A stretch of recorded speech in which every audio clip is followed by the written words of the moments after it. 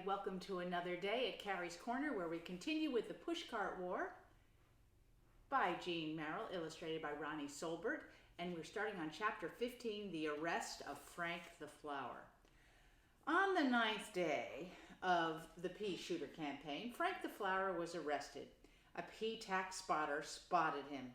Few of the trucking companies had become dissatisfied with Mac's theory about pea tax coming from outer space.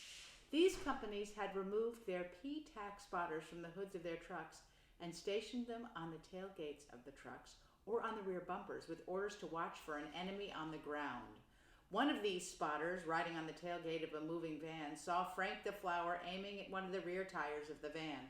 At first he thought Frank was just moistening. There's Frank the Flower shooting his pea shooter. At first he thought Frank was just moistening the tip of a yellow pencil.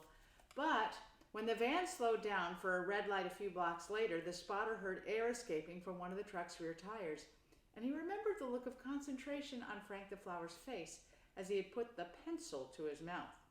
While the driver got out to examine his punctured tire, the spotter ran back 3 blocks and was just in time to catch Frank the Flower sighting at another truck.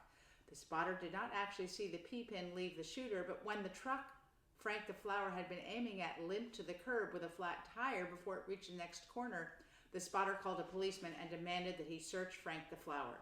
When the policeman found the shooter in Frank the Flower's pocket and asked what it was, Frank said it was a yellow plastic straw made for him by a good friend. "In case I should order a bottle of cream soda and the restaurant should be out of straws," Frank explained. "Cream soda?" said the policeman. He looked a little doubtful. "My favorite drink," said Frank. "Some people don't believe drinking from a bottle," he added, "but I prefer to have a straw." "My wife is like that," said the policeman. And he was about to give the shooter back to Frank the Flower when his eye fell on the half-dozen pea pins that Frank the Flower had stuck in his hat band. Frank the Flower was about to suggest that they were imitation pearl corsage pins that he gave out with special orders in case a lady wanted to pin a bunch of flowers on her dress, but the spotter had already recognized them as the pea tacks that the truckers had been finding in their tires. Frank the Flower had no choice but to confess to shooting down the 2 trucks the spotter claimed he had shot down, especially after the spotter succeeded in finding the pea pins in the tires. The question arose then as to how many other trucks Frank the Flower might have shot down. Frank said he would have to think. This was a difficult question for Frank. He had shot down either 17 or 18 trucks, but he could not be sure which. On the 2nd day of the pea shooter campaign, one truck that was running through a red light had got away before Frank could tell whether he had scored a flat, and this one truck had been confusing his count ever since. Some days Frank felt it was perfectly fair to count it. Other days he had to admit that he would be giving himself the benefit of the doubt. Quite probably it was 18, he told himself as the policeman waited for his answer. And while 18 was not in the class with Harry the hot dog, it sounded suddenly like a very high score. Although Frank felt a certain pride in the matter, he did not want to be in any trouble with the police than necessary, in which case it would be better to say 17. Frank considered the matter all the way to the police station. At the police station, the police commissioner himself took charge of the questioning. "All right," said the police commissioner when the officer who had arrested Frank had explained the problem. "How many?" Frank the Flower wondered how long he would have to stay in jail if he did confess to 18. "I'm waiting," said the police commissioner. "Well," said Frank cautiously, "at least 17. "At least," said the police commissioner. "And at most?" "Maybe 18, Frank said uncertainly. "Maybe," said the police commissioner. "Now see here. There have been 18,991 flat tires reported in the last week, and I intend to find out who shot down every one of them. So how many did you shoot down at most?" It was at this moment that Frank the Flower became a hero. He looked the police commissioner in the eye. "Okay, I admit it," he said. "I shot them all." "All of them?" said the police commissioner. "All 18, Frank said. "All 18,000, that is. I count by thousands." 18,000? gasped the police commissioner. Frank smiled apologetically. "Maybe a few more or less, I lose track." "But 18,000? said the astonished commissioner. "All of them," Frank said firmly. "I shot all of them." "All 18,991? said the police commissioner. Frank the Flower nodded. When the police commissioner mentioned the large number of flat tires that had been reported, Frank suddenly realized that if he confessed to shooting down only 17 or 18, the police would go on looking for whoever had shot down the rest. If that happened, all his friends might be arrested too, and that would be the end of the pea shooter campaign. Frank decided that as long as he had already been arrested, there he is, Frank the Flower with the police commissioner. Already arrested, he might as well take the blame for everything. It was better, he reasoned, that the police had caught him than Harry the hot dog, who was a better aim. Not that 18 was anything to be ashamed of. "All 18,991, asked the police commissioner as if he had not heard correctly the first time. "I lose track of the exact number," said Frank the Flower. Maxie Hammerman's map at last count had over 20,000 pea-pins in it. But Frank the Flower did not like to tell the police commissioner that his count was off by 1,000 or more. He felt sure that would annoy the police commissioner. "I cannot be sure to the last tire," said Frank the Flower, "but I have been at it several days now." The police commissioner could hardly believe his luck in having got a full confession so easily. The truck drivers had been giving him a great deal of trouble with their complaints, and he was tired of the whole affair. "But what did you do it for?" asked the police commissioner. "Have you got something against the trucks?" Frank the Flower shrugged. "I'm a crackpot," he said. "I thought so," said the police commissioner. Being a sensible man himself, he took the view that only a crackpot could have done what Frank the Flower had confessed to doing. Besides, Frank the Flower did not look to the police commissioner like a criminal type. This was mainly because of the hat Frank wore. It was an old felt hat with the crown cut out of it and small flowers of different colors, mostly bachelor buttons and jonquils, tucked in the hat band. Frank the Flower put fresh flowers in the hat band every morning. Frank the Flower's hat was not really such an odd hat for someone in the flower line to wear.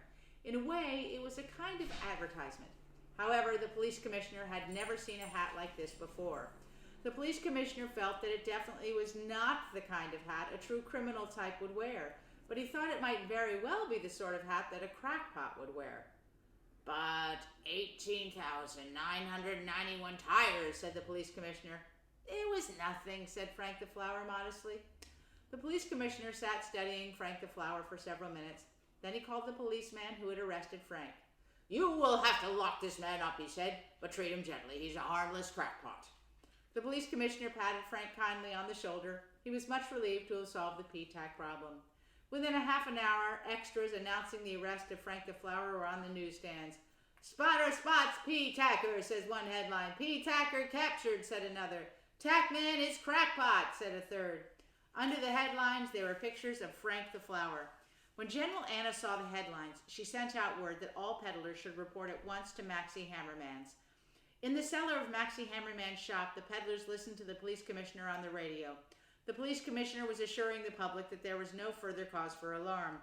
The mystery of the punctured truck tires had been solved, he said. It had all been the work of a harmless crackpot.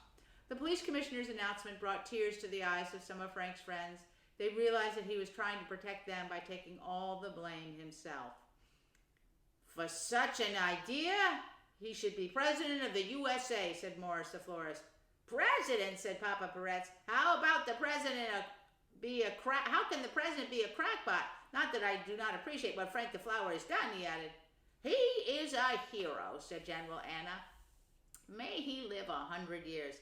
100 years, said Mr. Jerusalem. "So he can spend them in jail, maybe? For so many truck tires, Frank the Flower could stay in jail for the rest of his life." Mr. Jerusalem, who was used to sleeping under the stars, could not think of anything worse than being shut in a jail cell. He did not think it was right that Frank the Flower should take all the blame. "We must all take our share," he said. "We must go to the police commissioner and explain." "No," said General Anna. "If we all confess, the war is finished, and it is the trucks who have won. By taking the blame, Frank the Flower is telling us that he wishes us to carry on. How can we let him down when he is in so much trouble to help us?" "No, we cannot let him down," said Harry the hot dog. "I personally will kill 10 tires for Frank the Flower this afternoon."